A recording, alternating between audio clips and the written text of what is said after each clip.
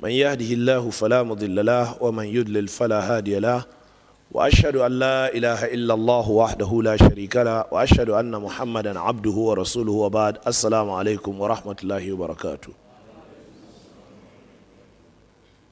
yanzu da muke magana safiyar ranar juma'a ce da ta daidai da 8 ga watan zulhijja hijira annabi sallallahu alaihi wa alihi wasallam na da shekara 1432 daidai da 4 ga watan nuwamba shekara ta 2011.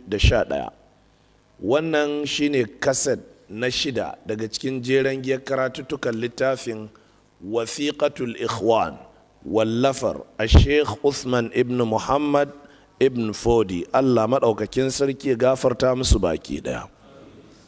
Idan jama'a ba su manta ba, shehu yana mana magana dangane da tsawa akan aikata bid'a ko kuma yi wa wani biyayya akan ainihin aikata bid'a. Ya fara wata magana mai matuƙar muhimmanci kwarai da gaske dangane da bid'o'i waɗanda suka yaɗu a ƙasar Hausa. Waɗannan bid'o'i su ne barin mata su fita ko ina suke so, da barinsu su fita ba da shiga irin shiga ta shari'ar musulunci ba. To muna dabda ainihin wato ci gaban wannan karatu sai lokaci ya ƙure mana, don haka za mu ɗauko a yau, amma kafin nan ga wani hamzari ba gudu ba. Kamar yadda jama'a suka ji na sanar cewa yau juma'a wadda ta yi daidai da 8 ga watan zulhijja, gobe kenan asabar wadda ta daidai da 9 ga watan zulhijja, yana daga cikin ainihin wato sunna ta annabi sallallahu alaihi wa alihi sallama azimtar 9 ga watan zulhijja. Ita ce ranar da ake kira ranar arafa. Sunna ce ta annabi sallallahu alaihi wa alihi sallama. Hadithai sun zo sahihai a cikin sahihu muslim da sunan abi dawuda da tirmidhi da nasa'i waɗanda ke kwaɗaitawa dangane da azumin arafa da alkawarin cewa yana kankare zunubi na shekara guda ko kuma makamancin haka. To sai dai wani abin mamaki shine ita wannan arafa ta bana, kamar yadda ta taɓa faruwa ba ɗaya ba biyu ba a baya, ta yi daidai da ranar asabar. Ita kuma ranar asabar rana ce da annabi sallallahu alaihi wa sallama ya haramtar da yin azumi a cikinta in ba azumin farilla ba, wato in ba azumin ramadan ba, idan ba azumi na kafara ba wanda yake na farilla, idan ba azumi na nazar ba, da duk wani azumi wanda zai zama na farilla ne kamar ramuwar azumin ramadan, to annabi sallallahu alaihi wa sallama ya hana yin azumin nafila ko mustahabbi a ranar asabar. Hadisi ne sahihi wanda wannan hadisi al'imamu abu dawuda da ahmad da al'imamu al-baihaqi sun ruwaito shi. Annabi sallallahu alaihi wa sallam yake cewa la tasumu yawmas sabti illa fi mafturida alaikum, ranar asabar kar ku yi azumi sai azumin da aka farlanta muku. To wannan hadisi lafazin shi karara ne, ba shi da wata ƙura a kai, hani ne kai tsaye. Ya ce ranar asabar kar ku yi azumi sai wanda aka farlanta muku. To duk wani azumi matukar ba farilla ba ne, to haramun ne yin wannan azumi a ranar asabar din, da dalilin cewa la tasumu, kar ku azumta, kada ku yi. Annabi ya hana, ya yi tsawa, sai ya kaidi da cewa illa fi mafturida alaikum, sai dai azumin da aka farlanta muku. Da haka 'yan uwa musulmi, Allah maɗaukakin sarki cewa ike wa in tuti'uhu tahtadu, idan kuka yi wa annabi ta'a za ku shiryu, wa ma 'alar rasuli illa al-balagul mubin.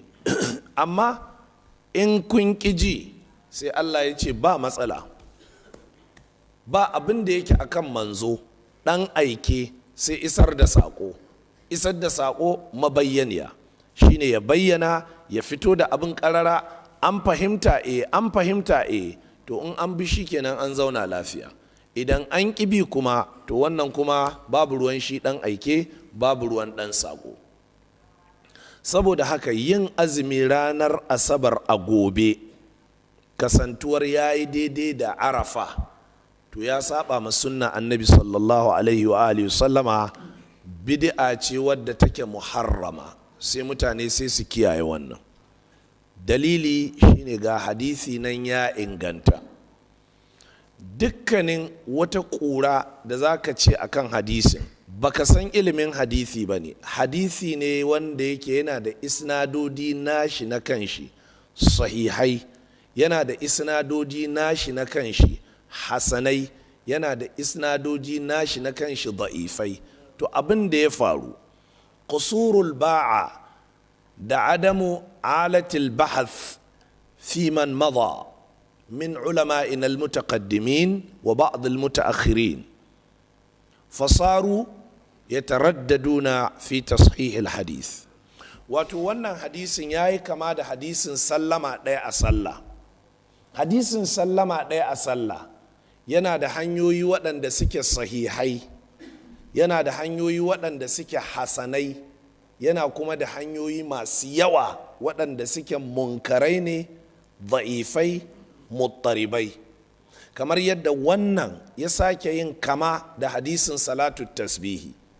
Hadisin salatu tasbihi akwai hanyoyi ingantattu sahihai, akwai hanyoyi hasanai, akwai kuma hanyoyi da'ifai har da maudu'ai munkarai.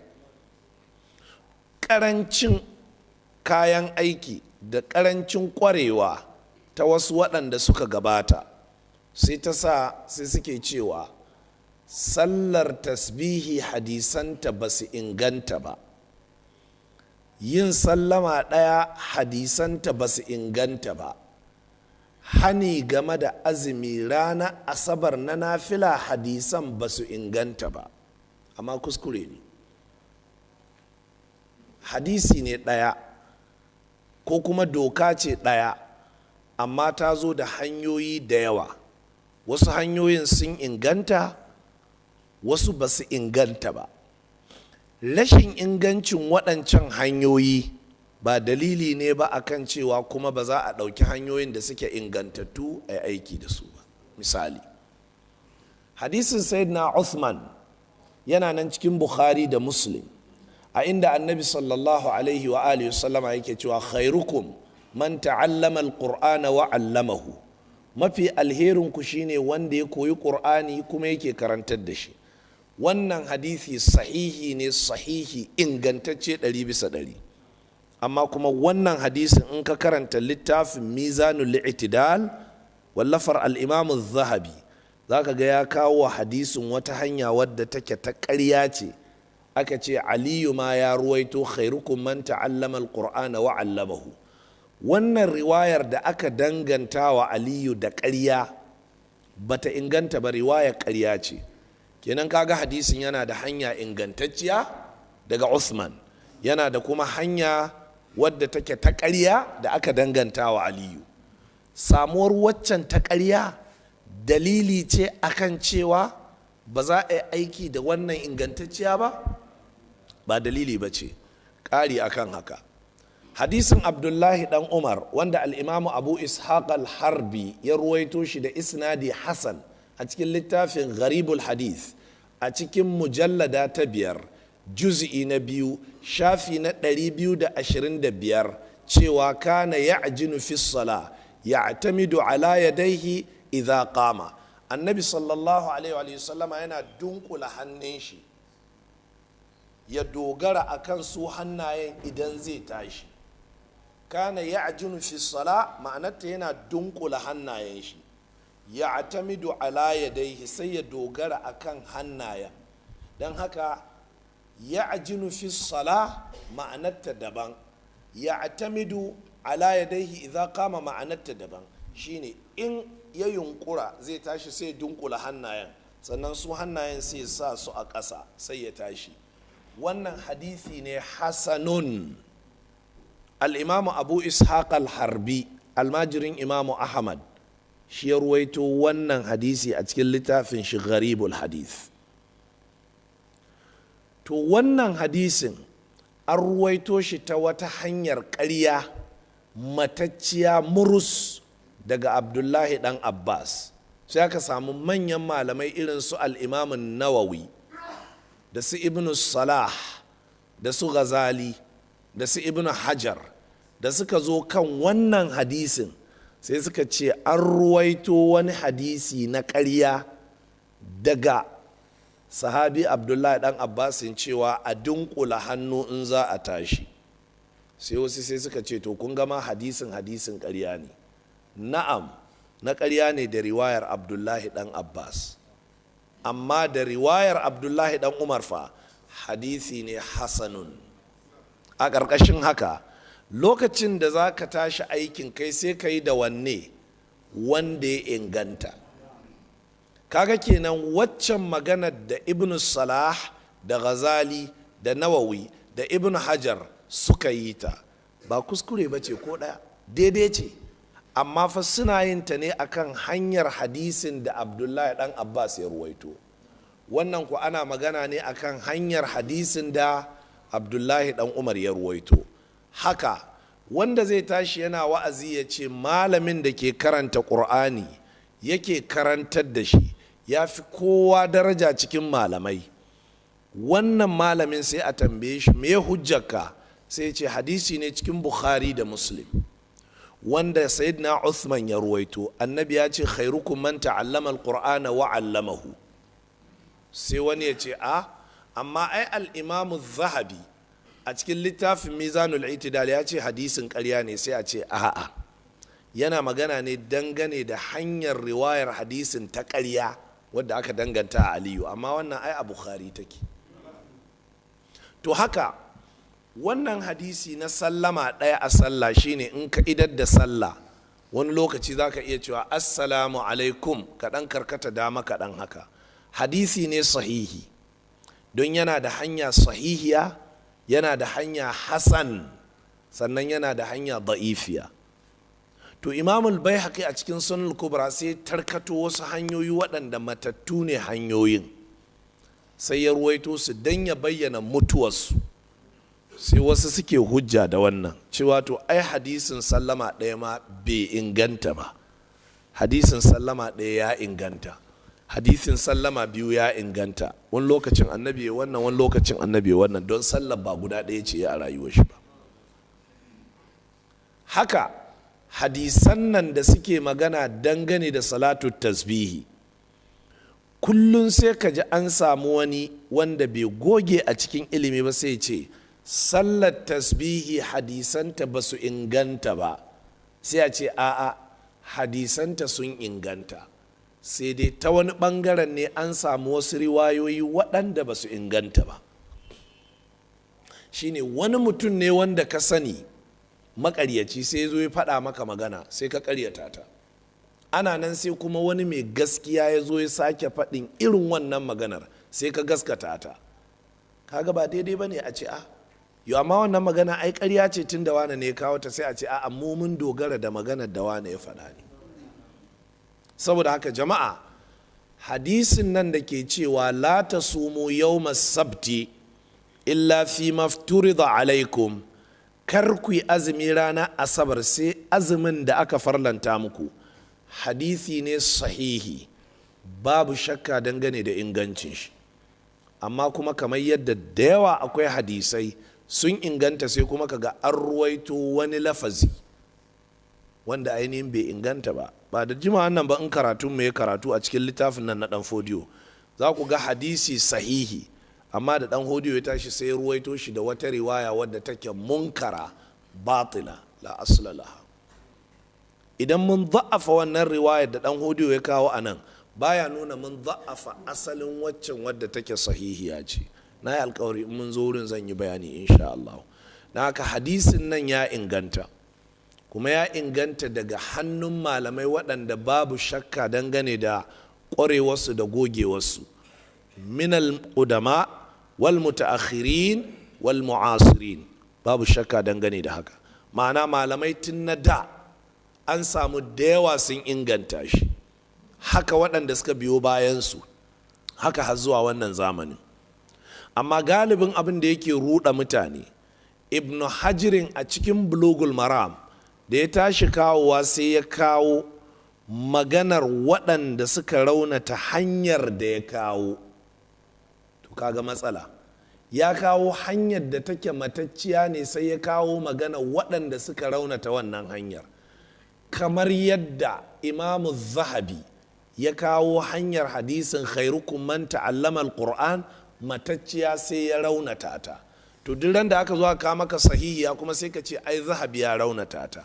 Haka muka yi fama da su shekara 15 da ta wuce, da muka zo da hadisin ajin muka ce hadisi ne kyakkyawa ya tabbata, sai suka ce to ai Ghazali da Nawawi da Ibn Hajar da wane duk sun ce hadisin mai rauni ne. Sai muka ce a'a, ku natsu, idan sina'a hadisiya ba aikin ku bace kar ku yi gaggawa. Ma'ana in aikin hadisi ba aikin ka bane, lura, dubi wannan hadisin ka kawo, sai ce hadisin Abdullahi dan Abbas.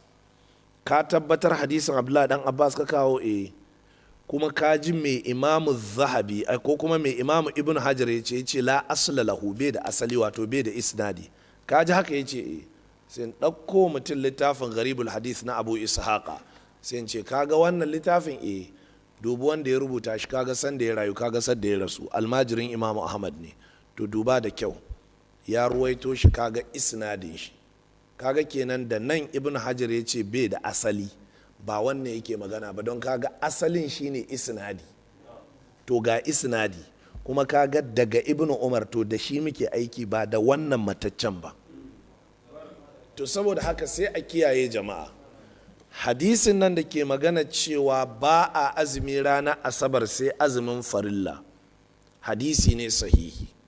Kasantuwar yana da wasu hanyoyi da ba su inganta ba, bai zubar da shi gaba ɗaya cewa ba za a yi aiki da shi ba. Jama'a an fahimci wannan? Na biyu ko magana ta uku, tunda magana farko ita ce dangane da bayani akan ingancin wannan hadisi, babu shakka dangane da ingancin wannan hadisi. Magana ta biyu ita ce dangane da maganar da ne ishara a kai, cewa tarin malamai daga cikin magabata da waɗanda suka biyo bayan su har zuwa wannan zamani sun inganta shi.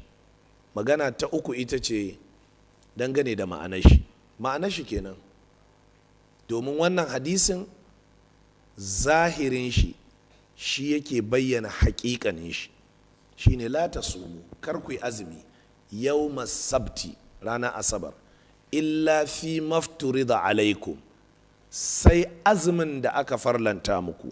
To azumin arfa ba farilla bane. Hakanan idan za a yi tasu'a da ashura, idan ta faɗo daidai ranar asabar, to ba za a yi tasu'a ba.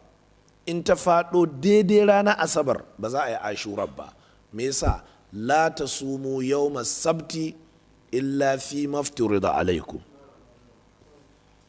Wasu sun ce wai a'a, ana nufin sai a hada da juma'a sannan da asabar. A ƙarƙashin haka an ainihin kaucewa hanin kenan. A'a, azumin juma'a shine annabi sallallahu alaihi wa alihi sallama ya hana a ware juma'a da yin azumi. Ya ce sai dai a haɗa juma'a da wata rana kafinta, ita ce alhamis, ko kuma a haɗa juma'a da wata rana bayanta, ita ce asabar. To idan ka goge da ilimin usul, ka fahimci wannan hadisin da muke tattaunawa a kai, sai ka ce to wannan hadisin kuma ya rage wa wannan faɗi, wanda yake cewa juma'a sai dai a haɗa ta da alhamis ko a haɗa ta da asabar. Sai kai marmaza sai ka ce sai dai kuma ita asabar an samu hani na musamman game da ita a matsayin nafila. Don haka kenan wancan hadisin da Muslim ya ruwaito cewa kar ku ware juma'a da yin azumi, sai dai ku haɗa ta da wani yini kafinta, shine alhamis, ko kuma wani yini bayanta, shine asabar. Sai ka ce to ba damar a haɗa da asabar kuma yanzu, saboda me akwai hani na musamman game da azumta asabar a matsayin nafila. Haka ake yi jama'a. Wannan maganar ko shakka ba na yi dangane da ita, kamar yadda Allah yake cewa innahu la haqqun mithla ma annakum tantiqun.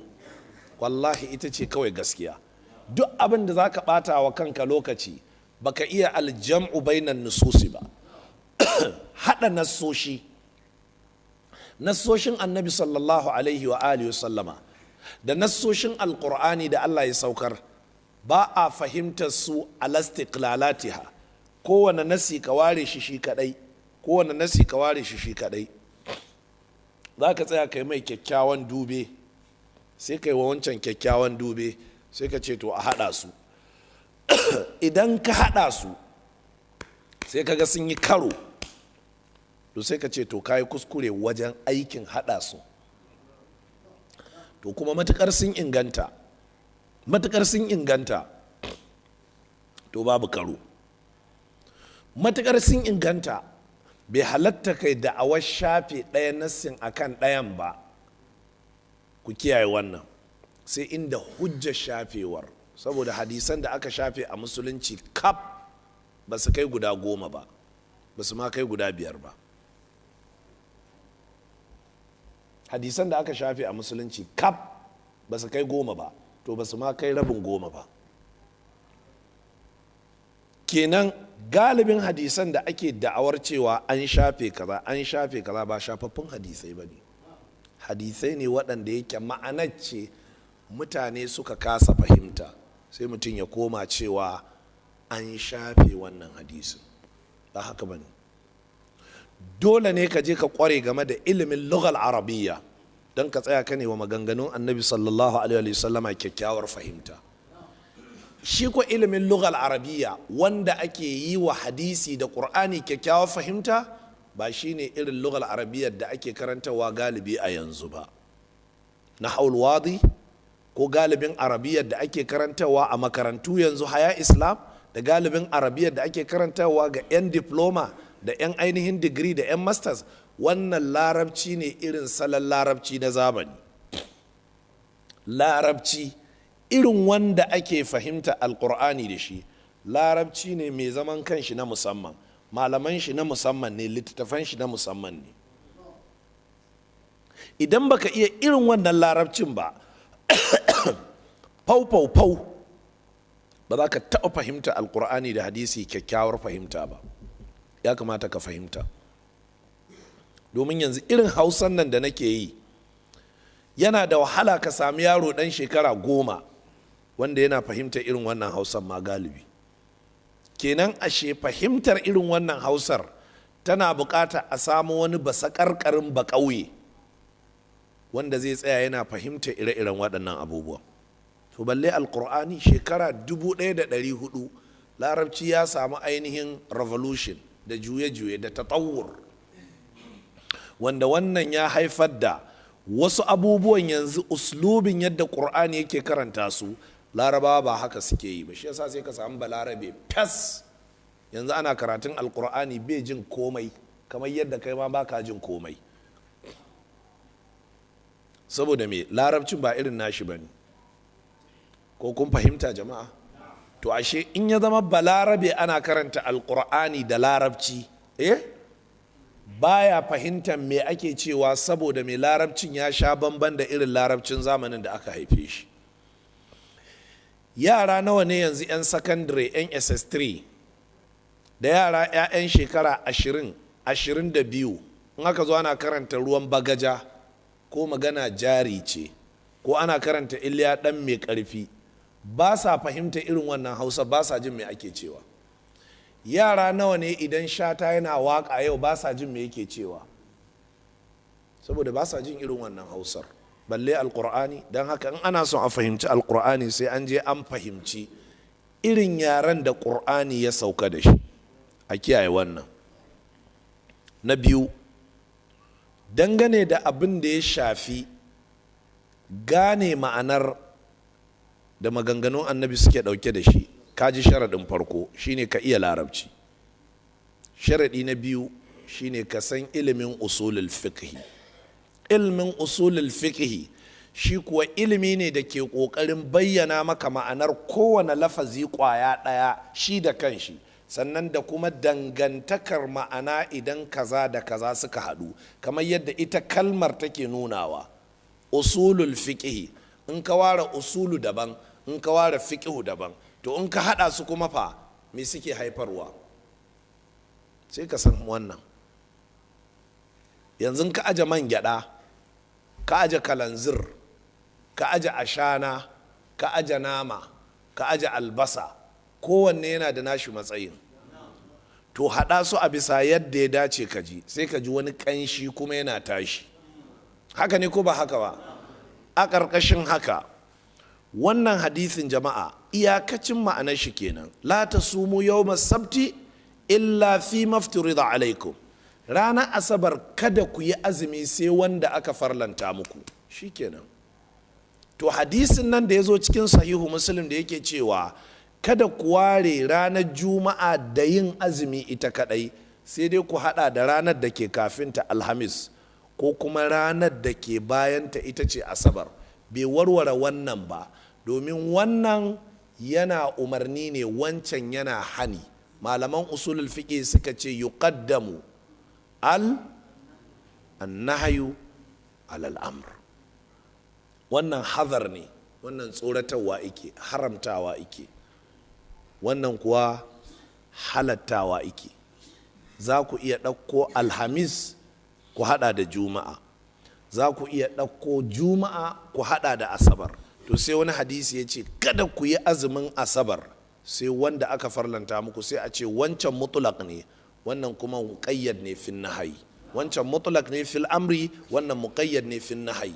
Dan haka sai a ce babu sauran aiki da wancan hadisin a buɗe gaba ɗayan shi. Haka ayoyin alkur'ani da yawa, idan ka ɗauke ta yadda ta zo a buɗe, sai ka ji an ce ga wata ta rage mata faɗi. To wannan da ta rage mata faɗi ɗin nan, hiyal qadiyatu hiyal muhakkama ala hadhihi ko al muhakkima ala hadhihi.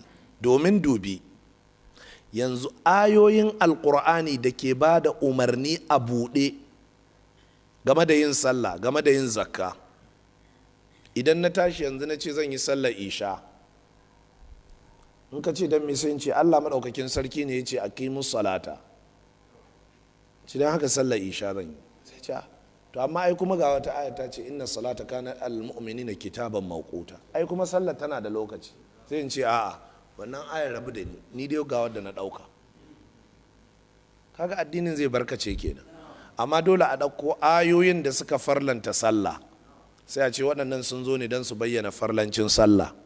Ayoyin da suka nuna lokacin sallah, ayoyin da suka nuna yadda ake yin sallah. To haka al'imamu ibn hajar yake cewa a cikin fatuhul bari, hadisan ma haka suke. Ba a iya ɗaukan guda ɗaya a fahimci shari'a, sai an haɗa wannan da wannan, sai wannan ya fassara ɓangare kaza, wannan ya fassara ɓangare kaza.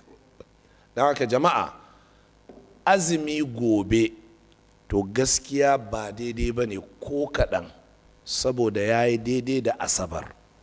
Haka duk wani azumi da za ka yi in na nafila ne ya yi daidai da asabar, to kada ka yi. Misali, ka saba yin azumin bawan Allah annabin Allah Dawud, kamar yadda ya zo cikin Bukhari da Muslim. Ka yi azumi yau gobe ka sha, ka yi azumi yau gobe ka sha, haka kake yi. To sai ya daidai da ka yi azumi ranar alhamis, ka sha juma'a, to za ka tashi asabar da azumi. Azumin wanne iri ne? Nafila ne. Sai ka ji annabi ya ce maka la tasumu yawmas sabti illa fi maftirida alaikum. Rana asabar ce karka sake kai, don haka sai ka tsallake asabar din sai ka yi lahadi. Idan kai lahadi me zai biyo baya? Kaga alamar ya canza kenan. Sai kuma ka koma yanzu lahadi ka yi azumi, to litinin sai ka sha, a talata sai ka yi azumi, an fahimta? Laraba sai ka sha, alhamis sai ka yi azumi, ina fata an gane, juma'a sai ka sha, sai asabar gata ta sake faduwa sai ka sake tsallake ta. Haka za ka yi. Kamar yadda ka saba yin azumi litinin alhamis, ana nan sai ranar sallah ta daidai da litinin, to haram ne ka yi. Shi ne gashi kyakkyawan misali ne. Ranar sallah haramun ne yin azumi ranar sallah. To shi kenan, amma kuma kai ka saba yin azumi litinin alhamis, don haka ka yi azumi wannan alhamis din, litinin ta gaba misali sai ta yi daidai da cewa ita ce za ta zama sallah, to ba za ka dubi hadisan da suka yi umarni da yin azumin litinin ka ce kai da su kake aiki ba, sai a ce akwai hadisai da suka hana yin azumi a ranar sallah, yanzu kuma su ne za a gabatar, don haka waɗannan hadisan muƙayyadai ne.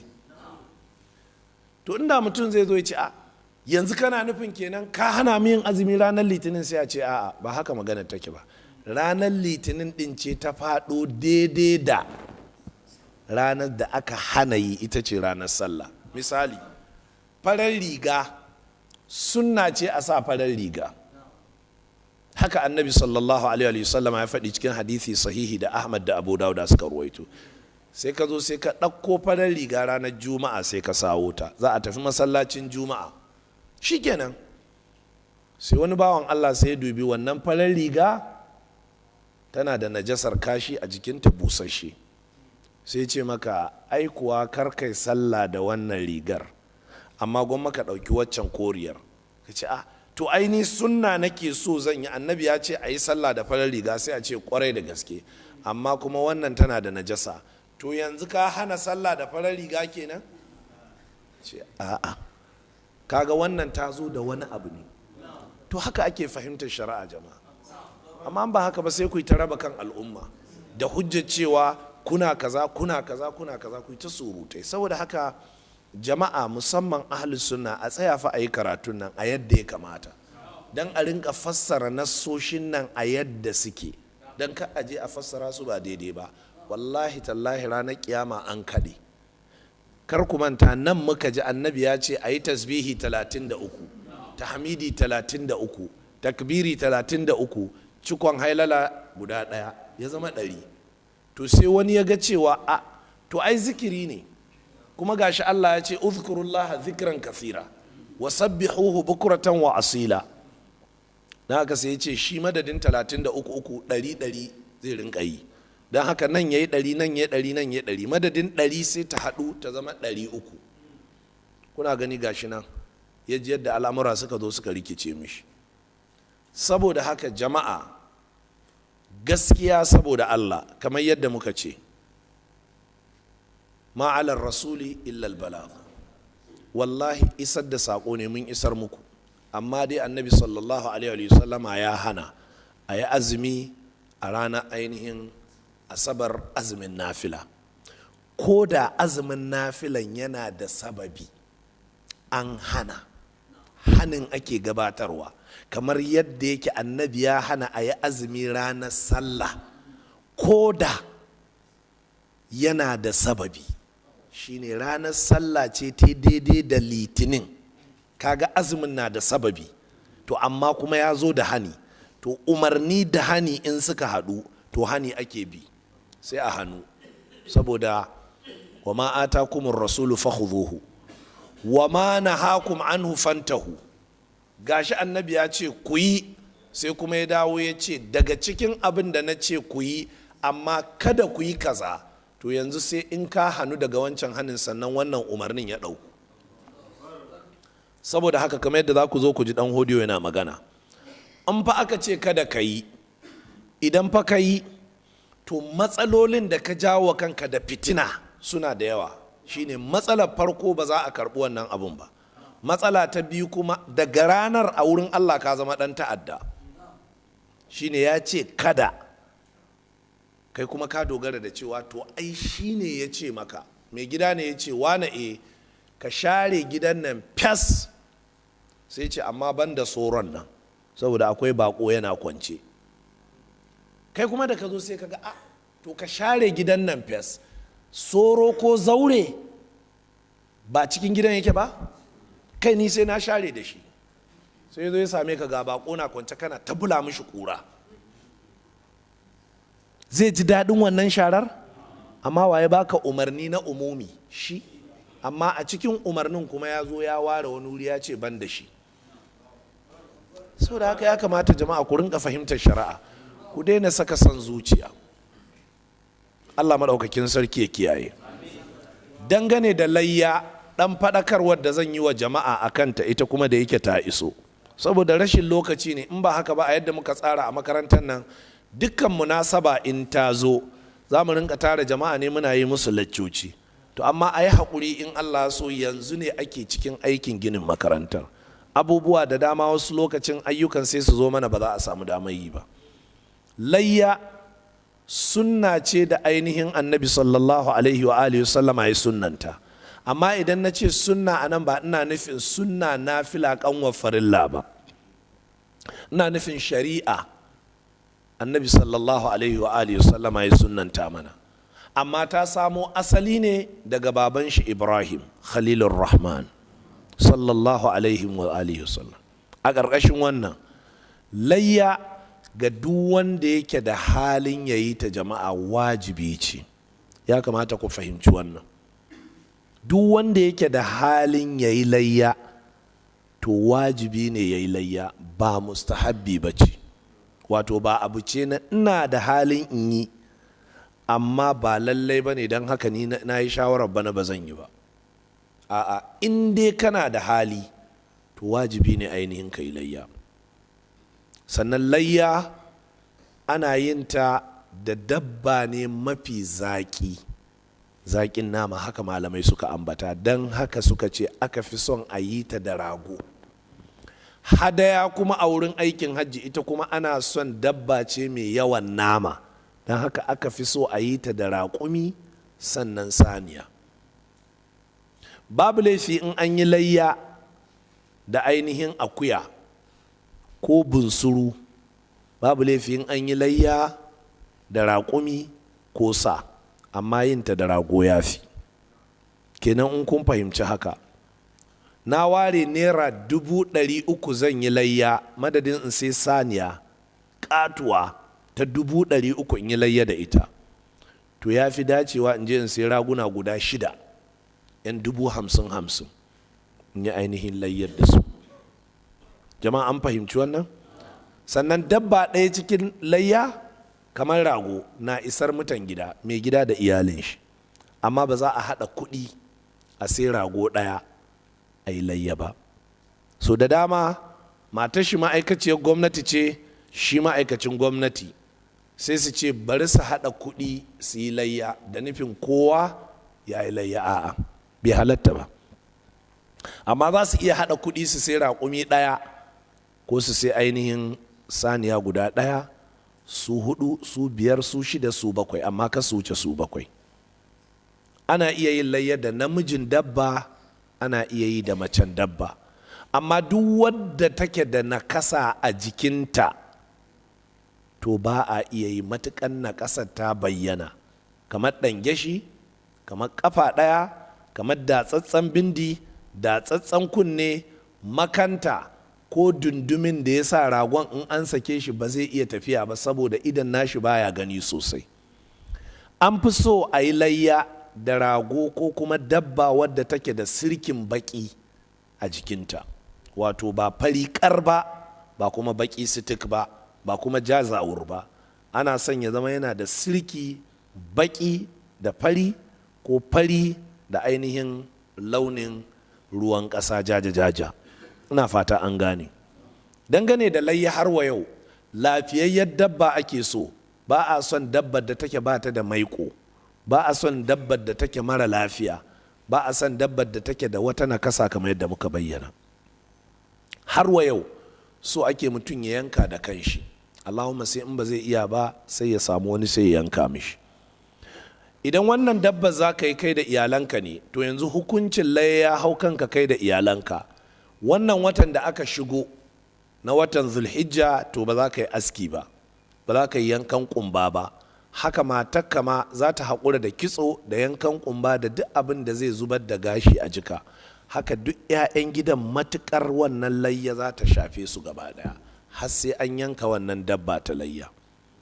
Ranar yanka wannan dabba ta layya kuma shine ranar sallah babba. Ba a yankawa sai ainihin an sauko idi.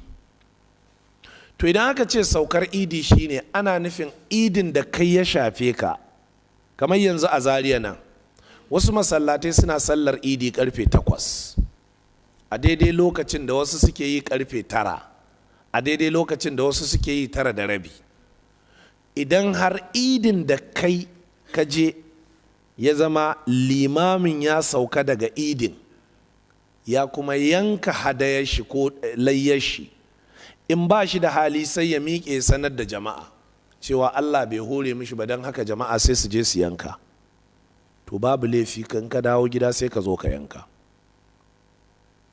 Hadisi ya zo cikin sunan al-kubra ta al-imam al-baihaqi cewa annabi sallallahu alaihi wa alihi sallama in ya dawo ana fara soya mishi hantar yana ci, sai dai wannan hadisi da'ifi ne.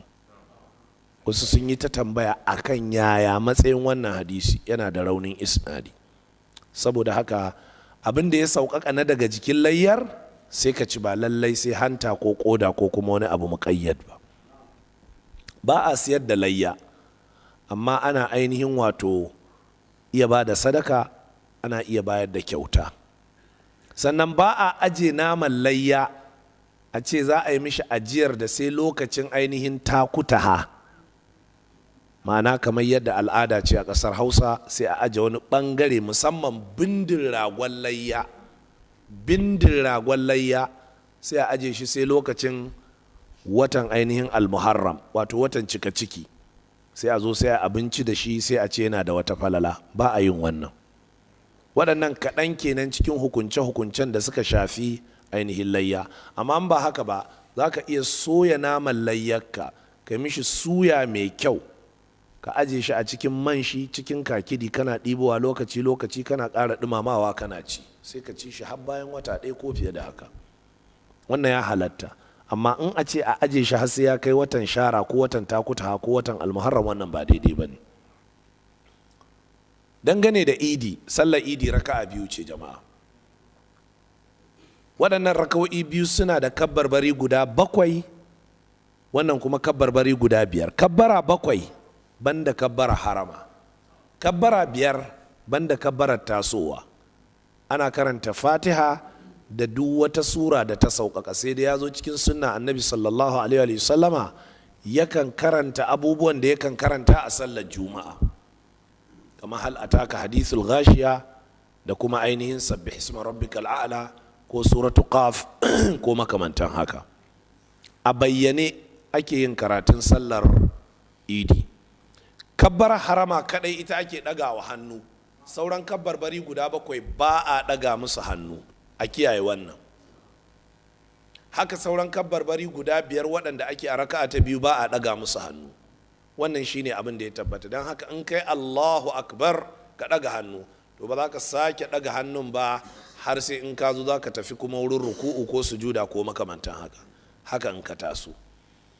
Dangane da abin da ya shafi mutumin da bai samu sallar bafa, shi kuma ya zo a cikin shiryar magabata cewa kabbarbari wato raka'o'i 4 zai yi madadin waccan da ta kubuce mishi. Haka wannan fatawa ta zo daga sahabi Abdullahi dan Mas'udin, Allah ya kara mishi yadda, kamar yadda al-Imam Abubakar ibn Abi Shayba ya fitar da ita da isnadi sahihi. Sai kuma abin da ya shafi kabbarbari, ana yin kabbarbari ne tun daga lokacin da gari ya waye ranar sallah. Allahu akbar, Allahu akbar, Allahu akbar, Allahu akbar, Allahu akbar, Allahu akbar.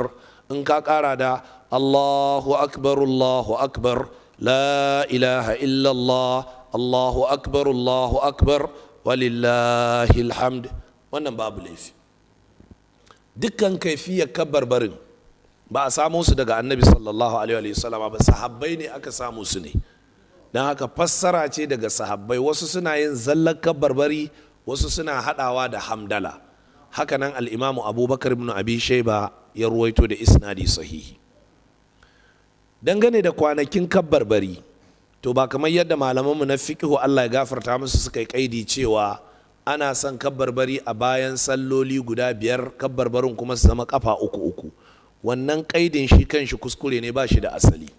Kabbarbarin ana yin su ne a cikin waɗannan kwanaki gaba ɗaya, tun daga, ku kiyaye, ranar sallah, bayan sallah da kwana 1, bayan sallah da kwana 2, har zuwa bayan sallah da kwana 3. ba wai in an idar da sallah azhar da la'asar ba kadai, a'a in an idar da sallah azhar da la'asar din za a yi, sannan za ka iya kana cikin motarka, kana shagonka, kana ainihin gona, kana duk wani wuri wanda ba an hana zikiri ba kamar ban ɗaki ko kuma wani wuri mara dacewa, za ka ci gaba da waɗannan kabbarbari. Sannan babu ƙaidi dangane da kabbarbarin cewa guda 3 ko guda 15 za ka yi ta yi ne kawai ko a ina. Sayyidina Umar har cikin kasuwa ne, sahabbai sukan yi su hatta suna cikin ainihin tantuna da sauransu, suna cikin shaguna da sauran makamantan haka. Wannan da yana nan a cikin littafin Sahihul Bukhari. Da ƙarshe ina fatan a karanta littafin Ar-Rawdatun Nadiyya, sharhin littafin Ad-Durarul Bahiyya, wallafar babban malami al-Imam Sheikh Siddiq Hassan Khan, Allah madaukakin sarki ya gafarta musu. Waɗannan na daga cikin kaɗan na hukunce-hukuncen da suka shafi hukunce-hukuncen layya da hukunce-hukuncen idi da kuma ranakun da suka shafi ainihin waɗannan hukunce-hukunce. Kasantuwar har wa yau akwai wata al'ada tamu wadda ake yin ta a ƙasan nan, muke so mu tattauna dangane da ita. Ina hukuncin abincin sallah? Abincin sallah sunna ne ga wanda yake da hali, ma'ana shari'a ce in sabuntawa. Ina fata an gane. Sabanin yadda wasu ke cewa yin abinci lokacin cika ciki ya ma fi falala fiye da yin abinci a ƙaramar sallah ko a babbar sallah. Subhanaka hadha buhtanun azim. Wannan dai annabi sallallahu alaihi wa sallama ya ainihin wato sunnanta. Ina fata an gane. Kasantuwar ya sunnanta, to baka da damar da zaka fifita wani wanda kuma al'adu da gargajiya da bid'a suka sunnanta. Shine cika ciki, takutaha da abubuwan da ake a cikin wannan wata, in ka cire azumin tasu'a da ashura duk bid'o'i ne. To amma abincin sallah sunna ce da annabi sallallahu alaihi wa sallama ya sunnanta, da sauran yalwatawa. Hakanan sake sabon tufafi ga wanda yake da hali da muke kira rigar sallah sunna ce. Amma muka ce ga wanda yake da hali, ga wanda ba shi da hali fa kar ya kuntata wa kanshi wajen cin bashi da shiga rigingimu. Hakanan dangane da abin da yake da alaka da matsalolin da ake raba abinci, sunna ne ka ɗauki abinci ka kai wa wani, amma da sharaɗin shi bai yi abincin ba, amma ya yi tuwo na shinkafa miyar taushe, kai ma ka yi tuwon shinkafa miyar taushe, to ta Malam Abubakar Gumi cinikin tuwo kenan. To me ake yi kenan? Wannan cinikin tuwo ne ai. Kai ka kai mishi tuwon shinkafa miyar taushe, shi ya kawo maka tuwon shinkafa miyar taushe, cinikin tuwo kenan. Wannan kuma ainihin ba daidai ba ne. Ina fata an gane. Da sharɗanta cewa dole ne sai ka dafa abinci ka kai gidan sirikanka, ko dole sai ka dafa abinci ka kai gidan iyayenka, sai in ba su da hali, to wannan shine yake dole. Ina fata an gane. Allah maɗaukakin sarki ya taimake mu. Haka kuma har wa yau dai an rubuto tambayoyi waɗanda duk na takaita waɗannan tambayoyi ban tattauna su ba, dangane da cewa ainihin Uthaymin ya ba da fatawa dangane da halaccin yin wannan. A nan ba za a ɗauki fatawa Uthaymin ba, kuskure ce. Ina fata an gane. Iyakar magana kenan, magana ce mai sauki. Ba Uthaymin ba, akwai da yawa sun yi fatoyin haka, amma fatawar kuskure ce, ba daidai ba ce. Ina fata an gane. Na'am.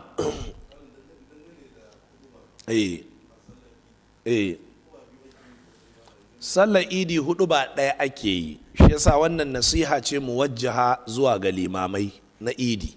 Sallar idi 4 ba ɗaya ake yi, 4 ba ɗaya ake yi, ba 2 ba. Sannan sallar idi ba a fara ta da kabbarbari. Hadisan da ake hujja da shi akan haka, na ɗaya bai inganta ba, na 2 kuma ma ma'anar shi ba haka ba ce. Domin hadisi ne suka samu daga cikin littafin Daraqutni wanda yake cewa annabi yana saka kabbarbari a cikin hudubar idi. Sai suka ɗauko hadisin sai suke fara hudubar idi da kabbarbari.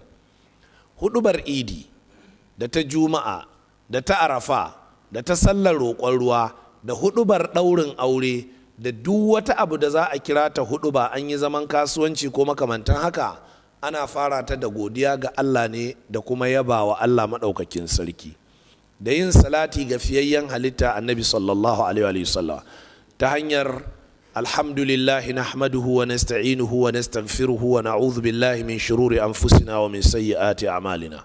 Ko innal hamdalillahi nahmaduhu wa nasta'inuhu wa nastaghfiruhu wa na'udhu billahi min shururi anfusina wa min sayyiati a'malina. Wannan kowace irin huduba da ita ake fara.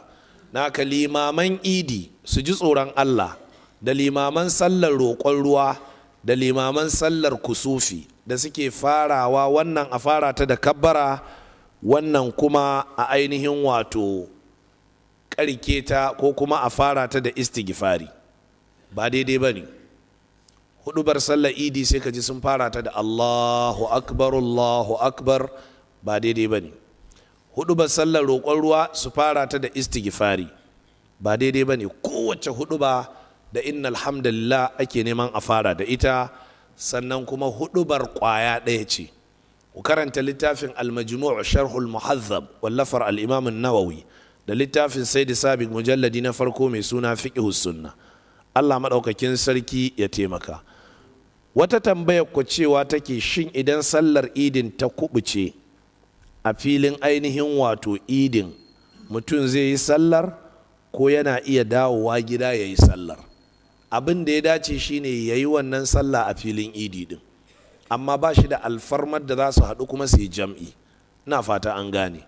In kuma ya dawo gida ya yi, babu ainihin laifi, amma dai tun da ya riga ya isa filin idi din to babu laifi. Sannan mata ana barin su je sallar idi, wannan yana daga cikin sunnoni, a bar su je, sai dai baya nufin za su caɓa ado ko kuma su tafi masallacin idin suna ainihin hayaniya. Wajibi ne su tafi cikin natsuwa, kuma in sun je su koma gefe guda. Sannan hudubobin idi ana neman su ainihin tattaro matsaloli na idin da kuma wa'azozi game da tsoron Allah da sauran shari'o'i na addini. Wajibi ne ga kowane limami ya tabbatar da cewa duk wanda ya je sallar idi to ya ji wa'azin shi, ya ji hudubar shi. A ƙarƙashin haka muna kira zuwa ga masu masallatan idi akan su tattali sababbi ko kuma ingantaccen na'urori kamar loudspeakers, kamar amplifiers, kamar generator mai lafiya, wanda yake duk inda bawan Allah yake saurare zai iya jin me ake faɗi.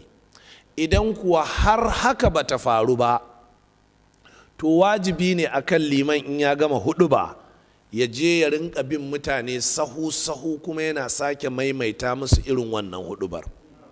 Haka ya zo a cikin sunna. Annabi da ya huɗuba ya lura cewa mata ba su ji ba, sai ya zo layinsu ya musu nasu huɗubar, ya musu nasu wa'azin. A ƙarƙashin haka, Allah maɗaukakin sarki ya albarkace mu a wannan zamani da waɗannan na'urori na ɗaukaka murya da sauti. Kamata ya a ce filin idi a kewaye shi da lasifikoki guda 10 ne, guda 30 ne, guda 50 ne, da gwargwadon iko. Ba don komai ba, saboda so ake kowa yana zaune a inda yake ya ji abin da liman yake cewa. To wannan shi ne bayanin da za mu yi, kuma ya rage limaman su ji tsoron Allah, su ma jama'a su ji tsoron Allah. Amma galibin kukan da limaman suke shi ne, galibi masallatansu ba su da hali. To ya kamata a samu masu hali su rinka siyan lasifikoki suna aikawa da ire-iren waɗannan masallatai. Sai dai kuma ya kamata su da aka ba su to su killace su zama daga shekara sai shekara. Kar ya zama an sai muku lasifika da janareta da na'urori saboda filin idi, bayan idi kuma wai sai ku ga to yanzu za ku aje su kenan har sai wata shekara. In kuka aje su har sai wata shekara, sai su shekara 100 kenan ana amfani da su. An gama da wannan matsalar. Wa'azin anguwa da wa'azin mako kuma sai a sai mishi nashi kayan aikin. Haka ake a fagen da'awa. Rigar sallah ba aje ta kake ka ce rigar sallah ba? In ka sanya ta sati 2 kafin sallah ta zama me? Ta zama rigar sallah ba. To yanzu sai ka ce haka siddan kai ta ajiye ta, saboda so kake ka cinye ranar sallah ka haɗu ka fito da kyau. Ina fata an gane. A ƙarƙashin wannan jama'a, su jama'a sai su kula dangane da haka, sai sauraron huɗuba. Limamai suna kuka akan cewa ba a zaman sauraron huɗubobinsu. Gaskiya ne mutane sukan watse, amma kuskure ne mutane su watse. Sunna ce mutane su zauna su saurari huɗuba, tare da cewa annabi yana cewa wanda yake da sararin ya saurara, wanda bai da sarari zai iya juyawa. Don haka sauraron huɗubar idi ba wajibi ba ne kamar sauraron huɗubar juma'a. Ana iya farawa sai ka tashi kai tafiyarka, amma kuma ka sani da cewa sauraron ya fi alheri. Ta wannan ta ɓangaren kenan. Ta ɗaya ɓangaren kuwa, su kuwa limamai muna ce musu su rinka yin huɗubobi ingantattu, huɗubobin da suke da hadisai kyawawa da masu inganci, su daina ɗibo hadisan ƙarya suna kawowa cikin huɗubobinsu. Ta wani ɓangaren muna cewa huɗubobinsu su rinka zama huɗubobi masu rai, waɗanda za su yi daidai da zamani. A ji ana taɓo matsalolin da suka shafi rayuwar mutane. Waɗannan irin huɗubobin su ne kaɗai za su ainihin wato dace, kuma su ne kaɗai waɗanda ainihin wato za su sanya jama'a su rinka saurare. Allah maɗaukakin sarki ya taimaka. Yawwa, wai dangane da kabbarbari fa, idan mutum bai samu sallar idi ba, raka'a biyu ɗin nan mai kabbarbari 7 nan 5, to an ce zai yi guda 4. To yanzu ya zai yi kabbarbarin zai yi su ne da wannan uslubin. Shine a raka'a farko sai kabbara 7, a raka'a ta biyu sai sake kabbara 7, a raka'a ta 3 da ta 4 sai ya yi kabbarbari guda 5. Shine wannan uslubin kawai zai bi. Wannan shine abin da nake ganin ya dace insha Allah. Wa alaikum assalam wa rahmatullahi wa barakatuh. Na'am. Na'am. A bayyana ake yin waɗannan kabarbarin, amma ba a bayan sallah muka ce ba, muka ce koyaushe ake yin su. Kabarbarin a bayyana ake yin su, ba kuma sai bayan sallah azhar ko la'asar ba. A duk lokaci kana kwance a gidanka, kana zaune a shagonka, a bayyana ne ake yi. Ɓoye su ma yana daga cikin abin da malamai suka ƙididdige cewa bid'a ne, domin yana daga cikin sha'airul Islam, ɗabi'u da ayyukan musulunci. A ranar sallah da ayyamu tashrik, bayan sallah da kwana 1 da kwana 2 da kwana 3, a rinka jin ainihin wato dirin na kabbarbari, rinka jin Allahu akbar, la ilaha illallah, Allahu akbar, walillahil hamd, Allahu akbar, Allahu akbar, Allahu akbar, Allahu akbar, Allahu akbar, la ilaha illallah, Allahu akbar, walillahil hamd. To ana so a rinka jin haka yana yawo a cikin anguwanni da sauran. Sai dai ba a haɗa mutane ana ainihin wato yin kabbarbarin za a tafi masallaci ko in an dawo. Abin da ake so kowa ya tashi kabbarar. Don haka kana kan babur ɗinka ne za ka tafi masallacin idi, sai ka ne kana kabbarbarin Allahu akbar, la ilaha illallah, Allahu akbar, walillahil hamd. To karka ce sai muryarka ta yi haka, dan nima a speaker nake yi. Yawa ka kiyaye wannan da kyau. Na biyu, hatta muryar karka ce ina da babban murya ne, in ka ce sai yayi daidai da haka, karshen ta kafin ka isa masallacin ka sike. So ake yi ka yi da gwargwadon yadda muryarka za ta iya yi. Na biyu, aka isa masallaci ba a tahiyatul masjidi, zama ake a ci gaba da waɗannan kabbarbari, ba a yin hirarraki da sauransu. Na uku, wajibi ne kenan kowa sai kashe wayar shi, domin ba za ka zo ka zauna a masallaci kana wannan kabbarbari Allahu akbar, la ilaha illallah, sai a bugo maka waya, kai ku yi sauri ku kai wa alhaji wani ragon nan, yawa a ce ai baba ragon ya gudu,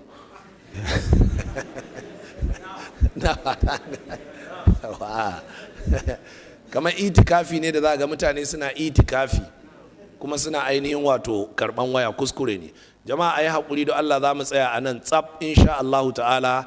na haka wannan kaset zai fita daga layin da muka tsara shi cikin layin kasusuwan karatun wasiƙatul ikhwan insha Allahu ta'ala. za mu yi mishi lakabi a cikin archives ɗinmu da cewa azumin asabar.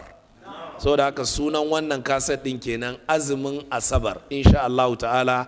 idan aka zo karatu na gaba na littafin ɗan hodiyo to sai a tashi shine kaset na 8 ɗin kenan. don haka wannan ya tashi kaset na 6 afwan na to dama na 7 za a tashi ko. to saboda haka in Allah maɗaukakin sarki ya so wannan ba shine kaset na 7 ko na 6 ɗin ko na 8 ɗin da aka yi kuskuren ba. sunan dai kaset ɗin azumin asabar insha Allahu. daga ƙarshe ina fatan ga duk wanda yake son ganin gamsassun bayanai ya samu littafin ainihin zaharun rauf fi hukumi saumi yawmi sabt wallafar Sheikh Ali Hassan Ali Abdulhamid Al-Athari, da littafin Al-Badrul Munir wallafar ainihin al-Imam Ibn al-Mulaqin dangane da takhrijin waɗannan hadisai, da kuma littafin Irwa'ul Ghalil fi takhrij ahadith Manaris Sabil da kuma littafin At-Talkhisul Habir shine ainihin kitabu tamyiz na al-Imam Ibn Hajar al-Asqalani, da littafin Nasbur Raya wallafar al-Hafiz al-Allamatu Zailai. waɗannan kaɗan daga cikin littattafai ne waɗanda za ka samu dangane da ganin bayanan da kuma hukunce-hukuncen da matsayin hadisan. haka za ka iya haɗa da littafin Tamamul Minna fi ta'liqi ala fiqh sunna ƙarshen shi domin ka samu gamsassun bayanai dangane da yadda za ka iya haɗa waɗannan hukunce-hukunce da hadisan da suke magana akan a azumci ranar juma'a, a haɗa da alhamis ko a haɗa da asabar, da kuma ga hani ya zo ga kuma umarni. duk za ka samu littafin Tamamul Minna fi ta'liqi ala fiqh sunna sai ka ainihin karanta insha Allah ta'ala. wannan gaskiyar lamari mun ɗan yi shi ne cikin gaggawa jama'a, shi yasa ba ku ga mun tattaro wani littafi ko wasu bayanai mu zo mu ce za mu karanta ba. a matsayin kamar fatawa ce arida kawai muka yi. in Allah maɗaukakin sarki ya nufa wata rana za mu samu in Allah ya so a tsaya a tattauna wannan matsalar da ita da 'yar uwarta ita ce arafa ta kan yi daidai da lissafin kukunan ku ce za ku hau idi can kuma za a hau arafa. haka yakan faru. idan haka ya faru, idan ba ku sani ba babu laifi sai ku yi sallaku ta idi daidai da lissafinku. amma matukar kuna da masaniyar yau ne za a hau arafa, to haramun ne ku yi sallar idi a wannan ranar matukar kuna da masaniya haka. amma in ba ku sani ba, suna can suna yin arafa a makka, kuna nan za ku yi idi, ashe abin ya haɗu, sai da alhazai suka dawo sai suka ce mun hau arafa ranar kaza, sai ku ce a to ai mu ma ranar muka yi idi, to ina hukuncin idinku ta yi. amma in kuna sane to ba a yin idi a ranar arafa, ko da lissafin ku ya hukunta cewa haka din shine daidai, to sai ku matsa da hawa sallan, sai ku tura ta sai ta zama gaba, ku bari a yi arafar a ranar da aka sanar da cewa za a yi arafa. saboda hadithi sahihi wanda al-Imam Tirmidhi da Abu Dauda suka ruwaito, annabi ya ce al-arafa ko arafa yawma ya'rifuna. arafa ita ce ranar da ake hawa arafa, ba ita ce ranar da kai a wurinka ita ce arafa ba. wacce rana ake hawa arafa to ita ce arafa, to kuma kenan ranar da za ta biyo bayanta ita ce ranar sallah. a ƙarƙashin haka duk wanda ya hau idi ranar da aka hau arafa yana sane, idin shi bate ba. idan ta yi daidai da babbar sallah kuma ya yanka ragon layya, to wannan rago na shi naman sallah ne kawai, amma ba na layya ba. layya bate ba har abada bate ba. saboda haka duk lokacin da aka yi sanarwar cewa za a hau arafa ranar kaza sai ya daidai a ƙasar ku ita wannan ranar ita ce ranar da za a yi idi, to sai ku haƙura sai ku tura ainihin wato a idinku sai ta ainihin koma rana ta gaba. Jama'ar musulmi, akwai ɗan uwanmu kuma ɗaya daga cikin malamai, limamin masallacinmu fiye da shekara 30 da ya gabata a muciya, malam Aliyu Uthman Saleh, Allah maɗaukakin sarki mai rasuwa jiya kusan magariba. A yau ɗin nan za a yi mishi jana'iza, a yanzu in mun fita nan can za mu tafi insha Allah. Za a yi mishi wannan jana'iza a nan muciya ne, a kusa da masallacin nan namu na muciya za a yi mishi sallah. Sannan insha Allah ta'ala za mu rufe shi ne a wannan makabarta ta ahlus sunna da ke Dambo. Saboda haka 'yan uwa musulmi, idan mun fita a yanzu kai tsaye waɗanda za su wuce muciya sai a wuce muciya domin yi mishi sallah. Waɗanda kuma za su ainihin wato samu zuwa, ai ba za su samu zuwa yi mishi sallah ba, to sai su wuce ainihin wannan makabarta ga ta nan a gefen titin hanyar Jos daga hannun dama, a nan za a rufe shi insha Allah ta'ala.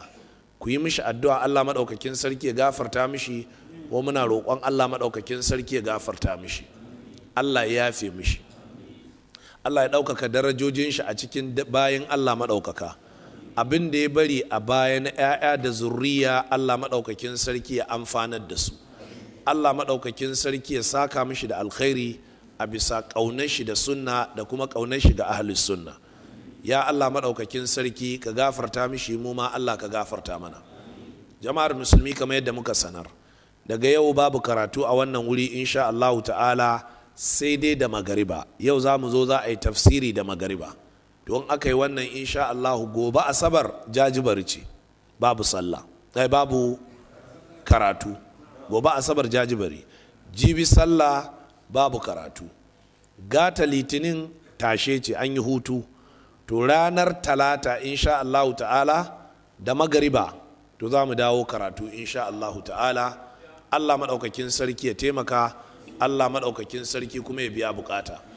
Ga ɗaliban darul hadith, duk waɗanda suke da sarari, ranar sallah za mu yanka wa 'yan ƙananan ɗalibai raguna, to za ka iya tahowa insha Allah ta'ala, ko hanji a samu a baka tun da kai babba ne, amma dai ƙananan za a yanka raguna insha Allah. Sallar juma'ar, ko kuma ka san ɗabi'a su kenan sai ka bari in suka gama surfar ƙaryarsu ka zo ana ta da ya kama ka bi sallah kawai, shikenan ka fice kai tafiyarka.